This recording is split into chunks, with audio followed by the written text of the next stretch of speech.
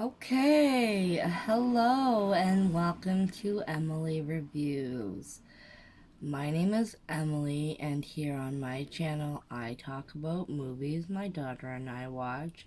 I also play The Sims, as you see here, and I also vlog. So if any of that interests you, please hit the like button. Wait till the end of the video and comment the emoji we request, and subscribe so you don't miss an upload. Okay, so today I'm not feeling being in front of the camera. My daughter never is feeling in front of the camera.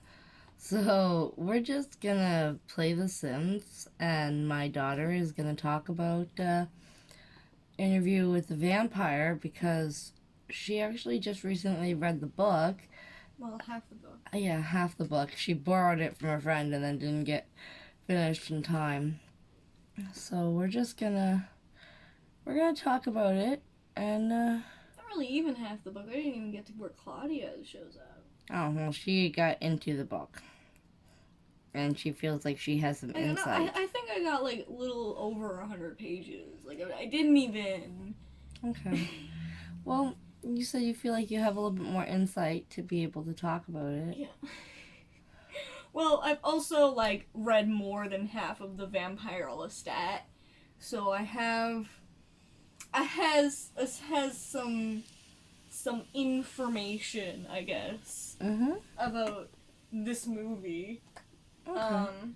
So basically, the movie starts out with Louis at his mansion, and he's all moping around. And like, oh, my wife and my child is dead. I'm becoming an alcoholic and fuck everyone else because I'm rich now, apparently. And I'm alone. And whatever, I don't care. And then he, like, goes to a bar, and Lestat's like, hello, depressed human being. Shall I make undead? And then that's how that happens. But in the book, it actually, he was never married, and he never had a child. He was living with his mother, his sister, and his recently deceased brother, who died in a really weird way that they kind of never talk about again after he dies. Okay. Like, he has, like, a fight with his brother about religion because he doesn't believe in, like, God and all that fun stuff, but his brother is very, like, heavily religious and Catholic. He's Catholic. And they were having a fight about it. And then, like, Louis leaves the room.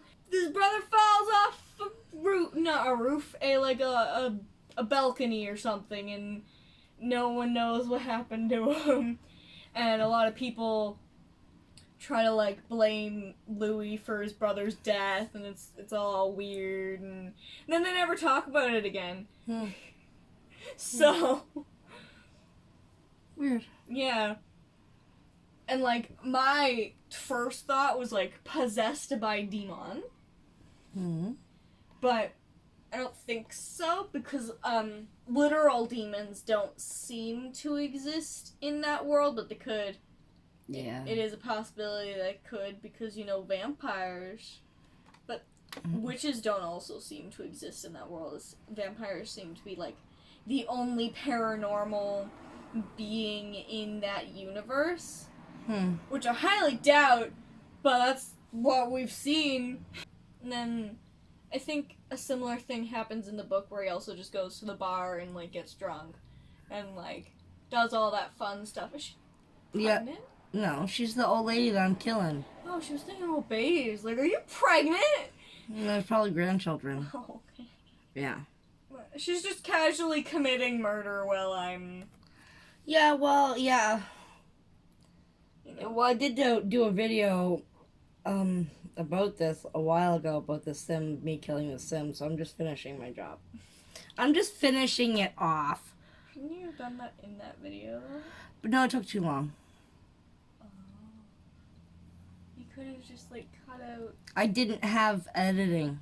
Oh, that was before. That was before the magic of editing. Yeah, it was before the editing. Okay. Well, That's why. I'm sorry to the people who didn't get to see this woman's death. Yeah, Sucks to be you then. they'll see it here. See it here. She still doesn't die, probably. Yeah, she's not hurt. She's gonna die She's soon. gonna die in like 4. Yeah. So I don't know. I really like the movie though, but like because it got Brad Pitt in it, and Kirsten Dunst did a really great job for her first movie. Oh yeah, It's great. I love how she played Claudia. Mm-hmm. It was super awesome. Yeah, she is a very talented actor. Like she's one of the very few child actors that successfully transitioned from child to adult. Because she's fucking amazing. Because she's amazing. I just hate Tom Cruise. It's funny. Oh, this is the thing that I wanted to bring up. I feel like Tom Cruise should not have played Lestat. Yeah. Like, I feel like he could have done a good Louis. Like, I feel like they should have switched roles because the entire reason why Lestat is even a vampire is because he's beautiful. Like, his master literally just had an obsession with creating the perfect vampire, like the perfect, most beautiful being, and thus became Lestat. And I'm sorry, their little Tom Cruise. You're not beautiful. You're not beautiful. And you don't rock the blonde and the blue eyes. That is just not something you work with. We should have gotten a man who can, like Brad Pitt. Like, well, yeah, Brad Pitt has Brad Pitt is his name now. Bwad. Okay. We can only say his name Bwad. Now. Poor Bwad. Poor Bwad. Poor Bwad. Aww. Aw, poor Bwad Pitt. He's so tired. He's so tired. Aww. He just wants to get off the train. He so wants to get off the train. But Brad Pitt is naturally a blonde, isn't he? Yeah. He's dirty blonde. He's blonde hair, blue eyes. Why didn't he play Lestat? Why didn't they just switch roles? Because Tom Cruise is a little bitch boy and he's like, I gotta be the main guy. But I have to be the most important one. Lestat isn't the main guy. I know. He's just the main villain. I know. I don't even consider Lestat a villain, but that's an entirely different video for Queen of the Damned. Oh my god. He's not a villain in Queen of the Damned. No, that's an entirely different video, just like talking about how he isn't a villain. Because he isn't. He's just, I think Louis a liar, but we're gonna move on from that fact, because I didn't finish the book, so. Yeah. I think Louis tells little white lies. But Yeah. that's probably, I feel like I just think that because I read The Vampire Lestat before I read Interview with a Vampire, even though technically The Vampire Lestat comes first in the timeline, it was just written second. Yeah. And I still haven't finished that book because it's a hard read. It's long. It's a little bit too much incest, if you ask me. Yeah. It's gay and incestual. That's that book. Yeah. So there's that. So there's that. Oh, it's so weird. I know. I know. Oh, another reason why I feel like Tom Cruise should not have been in. Tom Cruise. Mm-hmm. Yeah, Tom Cruise should not have been in that movie. Is because he was playing a fucking gay character. Oh yeah. Lestat is bisexual at least. Because in The Vampire Lestat, he is like in a relationship with a man. And then like part of the rules of Scientology, they can't even play actors like that. So he just broke his own rule. I know. Because he was playing a gay character. Right? A gay character who was dating a character that shows up later on in the movie. I know. Nikki! He gets his head cut off. Yeah. It was sad. I was like, bro. Mm. I had an emotional attachment to that character. And the second I realized who he was, I was like, no! What do you mean, Louis? Why did you kill him? Yeah. And he didn't even play the violin. He didn't play the violin once in that entire movie. Nikki. I thought at the beginning. No, Nikki does not play the violin. When they first meet him, I thought he did when he first was. No, he's just In kind the of tunnel. standing there in the tunnel, Oh. and then he stands on the ceiling. Oh. He doesn't actually have a violin on him, Aww. which is so inaccurate to character. Aww. And I wish they had gone a little bit more detailed on. I'm sorry, we're going all over the place. It's fun. Okay, so right now we're talking about later on in the movie, after Lestat is quote-unquote dead, and Claudia and Louis have gone to France, and they've gone to the vampire theater. Mm-hmm. So, that's what we're talking about, if you missed that one. Yeah. So, and Nicky, Mm-hmm. after he was turned into a vampire, went a little crazy. Yeah. So he created or founded the vampire theater and like got a bunch of vampires that he knew to join him to be in the vampire theater and just, you know, be vampires Mm-hmm. in showbiz. Mm-hmm. And he was allegedly like one of the best violinists of his time. Yeah. Obviously, I don't know how good he was because it was a book, and we're going by Lestat's words right here. But Yeah. his entire thing was the fact that he could play the violin really well, but he was too old to be a violinist because he had gone to law school. So technically, by the time that it was, he was now too old to start a career with the violin. Aww. Like to start a career in theater. So he basically ran away from home with Lestat, and they went to France. Mm-hmm. And then Lestat gets turned into a vampire and suddenly disappears. But then Nicky has like this obsession with trying to find where Lestat went. Because Lestat, being stupid and in love, he's like, I'm gonna send him a lot of money because I'm dead and really rich now. So he does that, and Nicky's like, he's alive, everyone! He's alive! Now I need to find this man. And he does, and he tracks him down, and he gets himself turned into a vampire because Lestat has no self-control. Yeah. That's pretty much what happens Okay. in that whole thing. And then when he's turned into a vampire, goes crazy. Mm-hmm. Which is the most devastating thing ever because of how much I loved Nicky's character in that book. Oh yeah. Okay. Because he's such like a witty and like sarcastic character in the book, and then he gets turned into a vampire and gets really depressed, and he goes mute, and he's like, "Oh, she's dead! Let's go!" She drowned.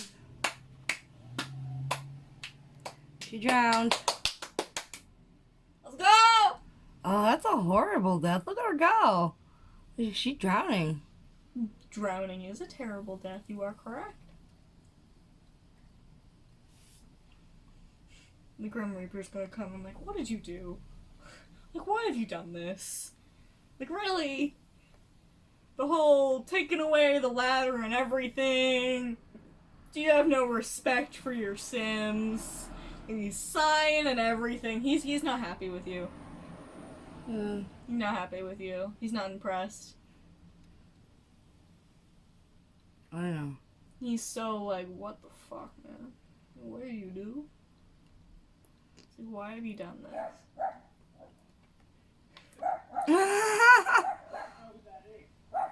The dog isn't happy either. Yeah, that's the dog from the creepy guy. That's the dog from the creepy guy that lives next door. In the apartment buildings. Oh.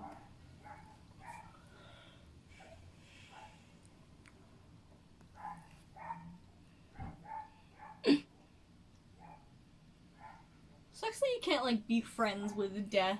You can like challenge him. You can challenge him? What do you mean? So when he was there that whole time, I could have clicked on him and then challenged them. Like to keep that person alive? Yeah.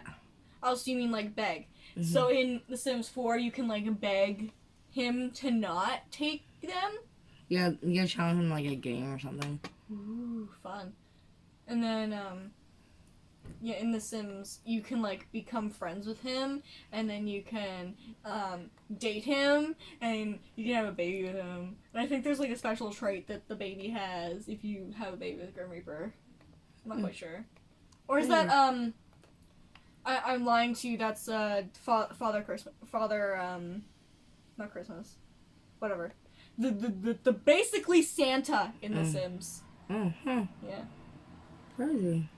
And another thing that really sucks about the movie is the author of these books is not happy with the movies. I don't even know. Like, she didn't have a part in the making of the movies.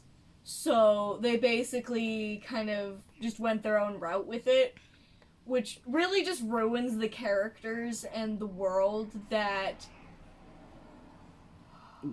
Anne Rice was creating. Yeah. And they really just kind of like looked at it and then made it live action. But like the movies compared to the books is like